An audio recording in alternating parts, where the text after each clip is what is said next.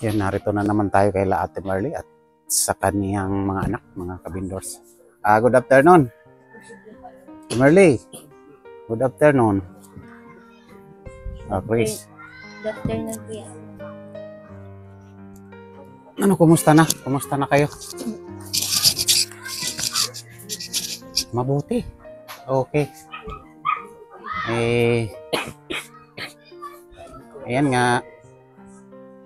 Ang ano ko ngayon, tatanong ko lang si Chris kung nakapag-online na siya sa ano mo. Chris, kumusta? Na ano mo na ba? Yung...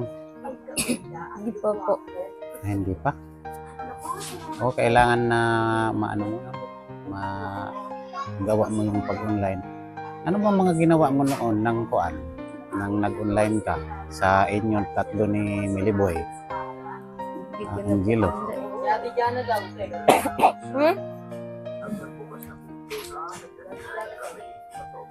Kasi iyan ang ano muna, unang hakbang para sa ganong kuan.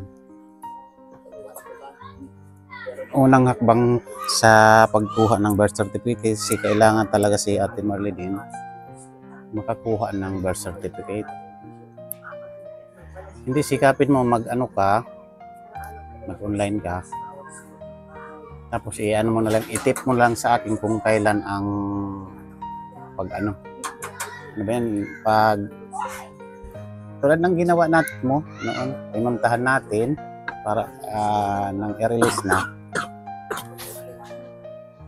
Nakuha na natin yung inyong mga record.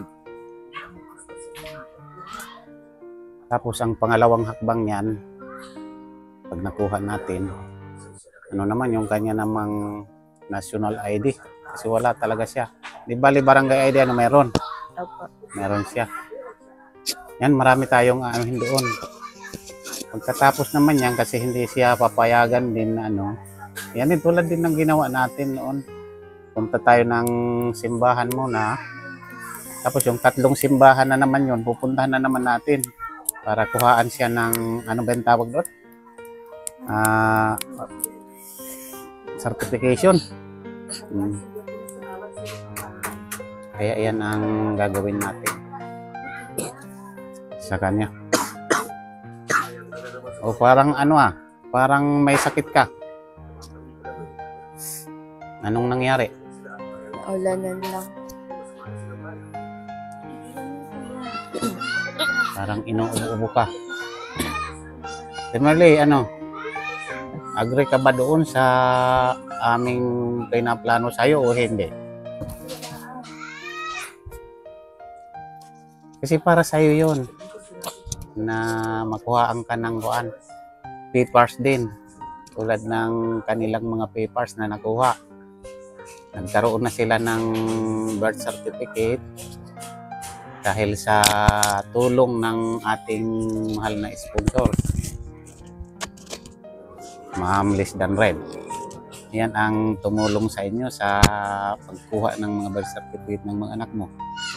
Tapos ngayon, ang suggest naman niya sa akin, ikaw rin makuhaan ka, no? At makapag-abil ka ng kuan, ng kung ano ang para sa'yo, makuha mo. Kasi yan, tulong talaga sa inyo yan. Walang ibang siya ang nagmamalasakit at ako para lang na magkaroon kayo ng kuan, ng ganong mga papers. Kasi ang mga papers na yan mahalaga talaga para sa inyo, lalo na sa mga anak mo, kasi sila pataas pa ang ano nila, yung mag-aaral pa sila. Tapos kung mag-abroad man, kailangan nila yun. Nakapag-aral sila, nakapagplano sila na mag-abroad. Para talaga sa kanila yun. Malaking tulong yun na nagawa para sa kanila. Yan ang ng ating sponsor, naging sponsor. Plano para sa inyo.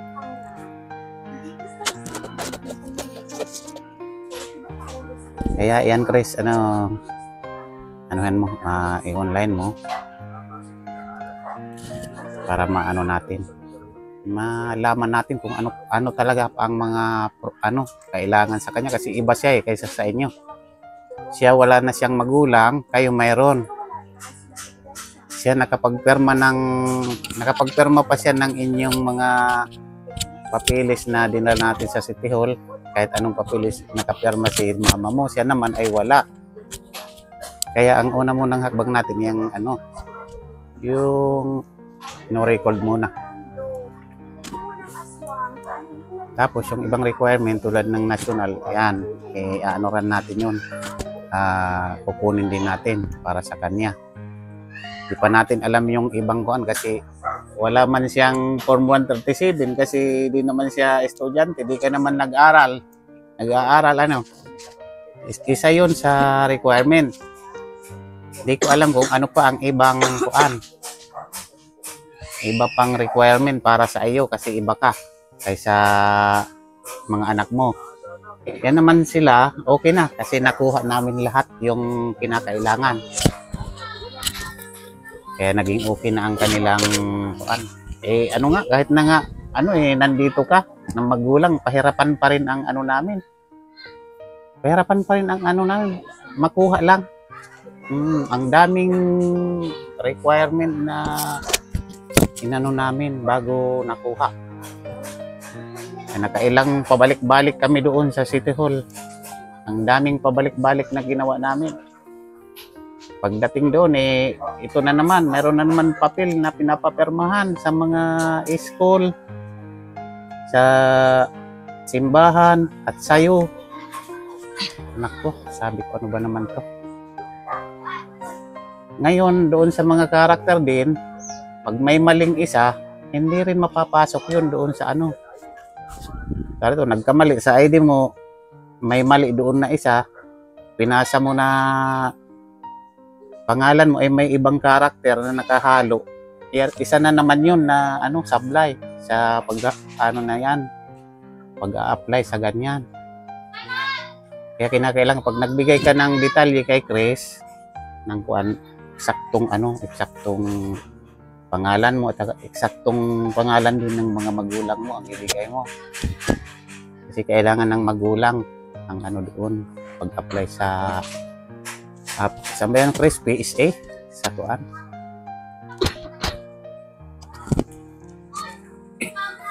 Ayan ang gagawin natin, Ate Marley. Kaya lalo tayong magpasalamat doon sa mga nag-i-sponsor sa inyo kasi sila ang nakakakita sa inyong kalagayan. Tulad kay Ma'am J ng Middle East, yan ang isa sa mga sponsor ninyo na nakakakita. Yan ang nagbibigay sa inyo ng tulad ito mga makain ninyo kasi alam naman yan na yung mga anak mo wala man mga income, paano na kung hindi kayo makakain. Sabi na, dahil kayo nakakain ng isang araw, mahirap na yon. Kaya siya naman ang puso niya talagang naawa sa inyong kalagayan. Yan naman si Ma'am Lisdan Red. Yan, marami na rin siyang naitulong sa inyo. Tulad ng mga ng mga bata mo, mga anak mo. Mula sa paglakad namin sa umpisa ng paglalakad ng birth certificate, yung yung no record, hanggang sa pagpapabinyag, hanggang sa nakuha, napakalaking tulong na. Saka yung na lalagyanan nyo ng tubig sa kanya nang galing yun. Pati itong itong sampayan mo sa kanya yan naman na yung lagayan mo ng mainit galing kay Ma'am J ng Middle East. Yan ang galing sa kanya, nakalakip doon sa mga biyayang binibigay sa inyo.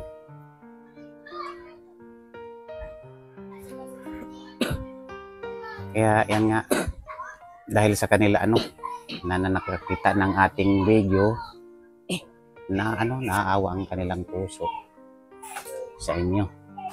Tulad ng inyong mga kailangan mo yung di ba yung birth certificate, kailangan mo talaga yon. Kita mo, natapos na yung mga birth certificate ng mga anak mo, ikaw naman ang problema namin kasi wala ka eh. Ano kaya ang gagawin, Chris, kung isama natin siya? Kasi siyempre, pag nagkuha tayo ng national ID, kasi kailangan talaga nandoon siya kasi pipicturan yun eh. Tapos yung mga kamay niya ilalagay doon sa machine, yung mga daliri niya. Ano kaya ang gagawin? Yung wheelchair na yan, natutok yun para ibabaw lang doon sa motor. Pagdating doon, pag natin parada, pwede na natin ibuklat tapos isakay natin siya papunta doon sa anuhan ng national ID office. Yan na lang ang gagawin natin kasi hindi man siya nakakalakad ng ng tulad ng diretso yung ating paglakad na mabilis. Baka abutin tayo ng kalahating araw pag galing lang sa gitnang City Hall hanggang sa loob. Kailangan yun mayroon kang sasakyan, Ate Merly, yung wheelchair mo. May wheelchair ka naman dyan, di ba? Galing saan ba yung wheelchair mo? Sino ang nagbigay? Chris, sino ba ang nagbigay ng niya, yung wheelchair? Eagles po. Eagles? Ano yung Eagles na yan? Anong pa niya? Hindi ko po alam eh. Parang ata sila eh. Company ba yun or? Hindi ko po nila eh. Tsaka lang ko po sila nalaman nung nagpunta sila dito tapos nagbigay ng electricity.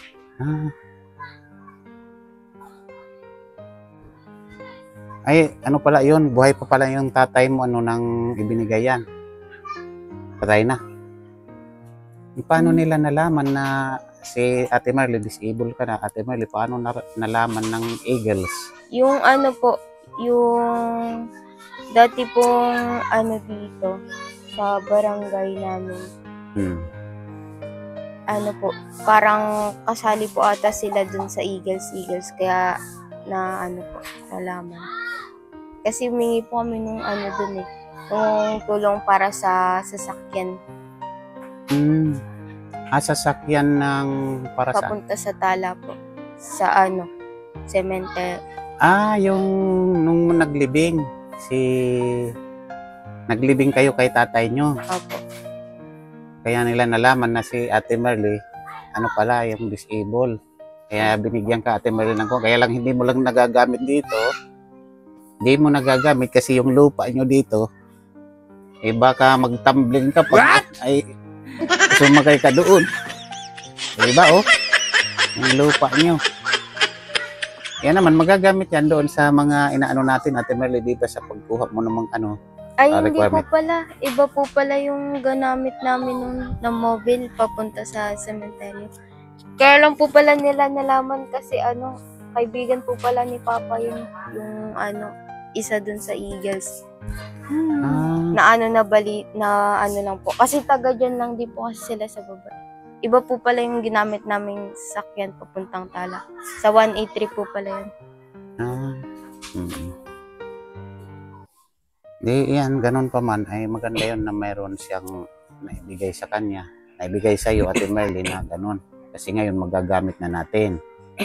Sa pagkuha ng mga mo, kung saan tayo pupunta, may dala-dala tayong dala-dala tayong wheelchair na sakayan mo. Yan ang natin doon, mas nakakaluwag sa atin. Kasi pag yan ay nakay-akay ka pa at binuhat-buhat, para kang doon, para kang anong tawag doon, yung ka, ba to? Yung binuhat ka ba?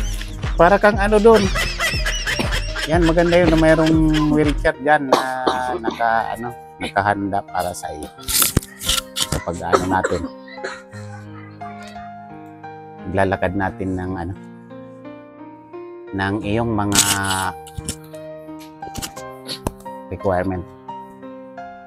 Pero sa palagay ko, Ate Marley, napakahirap siguro kasi wala ka ng magulang. Napakahirap siguro. Titingnan lang natin kung kakayanin natin na makakuha ka ng kuan. Makakuha ka ng kuan. Basta malaman natin yung lahat ng kailangan mo, requirement. Kasi ibang requirement ng mga anak mo, iba rin sa iyo. Kasi di ka man dito ipinanganak sa lugar na ito. Doon ka sa probinsya. Hindi ka naman pwede pumunta ng probinsya na doon ka kumuha kasi hirap ka na nga lumakad. Paano payo? Na doon ka pa sa probinsya kukuha. Sige, susubukan natin dito kung paano.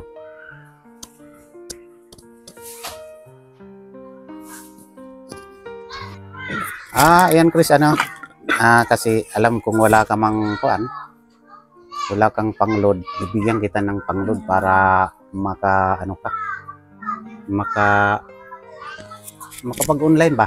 Diba? Bibigyan ko si Chris ng pang-load. Ano yun? Ano yun daw? Ano doon? Di ko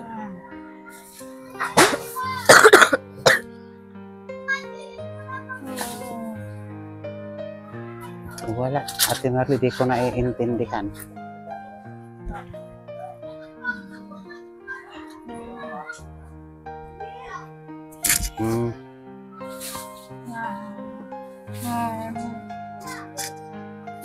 Ano daw yun, Chris? Naiintindihan mo ba kung ano yun? Hala.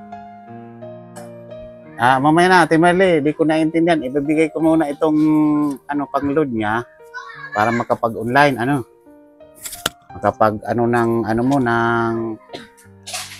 doon sa PSA, makapag-online siya.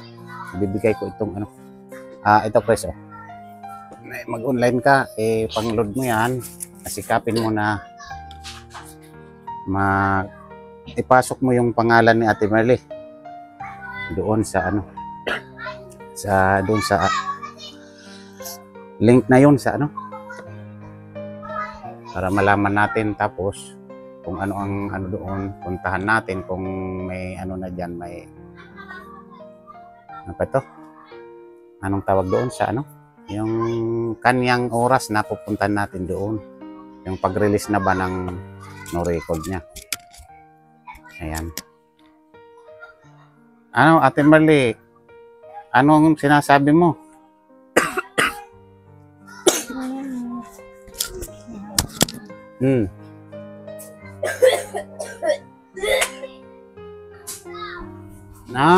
Okay. Sige. Sige, okay na. Naintindihan ko na. Sige na. Oo. Okay na. Ate Marley,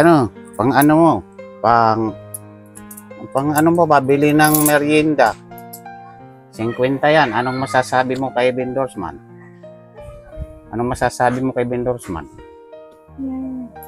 Thank you. English pa. Okay.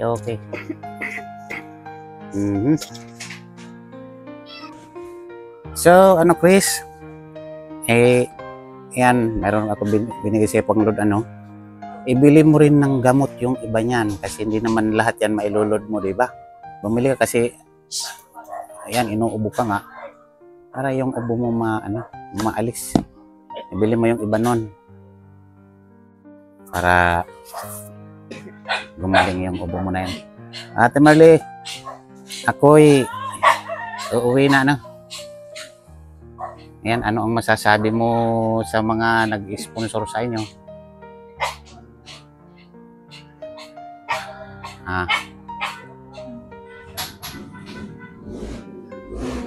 Salamat. Buti naman Tagalog. Akala ko English na naman. Sige Chris, Ayan, anong masasabi mo Chris doon sa ating mga nag-sponsor tulad kay Ma'am Liz Danrep na kayo'y natulungan doon sa inyong mga kailangan matagal na ninyong kailangan mula pagkasilang nyo, kailangan nyo na yun. Ngayon lang natupad. Anong masasabi mo sa kanila? Maraming salamat po. Mhm. Yan, thank you. Salamat sa inyong lahat, sa aming mga viewer, mga sponsor. Thank you sa inyong pag-support dito sa Mag-ina. Talagang ano talaga sila ang karapat-dapat na matulungan natin. Kasi mula noong ibinag ko sila talagang sobrang hirap ng kanilang buhay, lalo na iniwan pa sila ng kanilang haligi ng tahanan. Kaya kailangan talaga nila ang ating support or tulong. Yan, thank you so much po. Maraming salamat sa inyong lahat.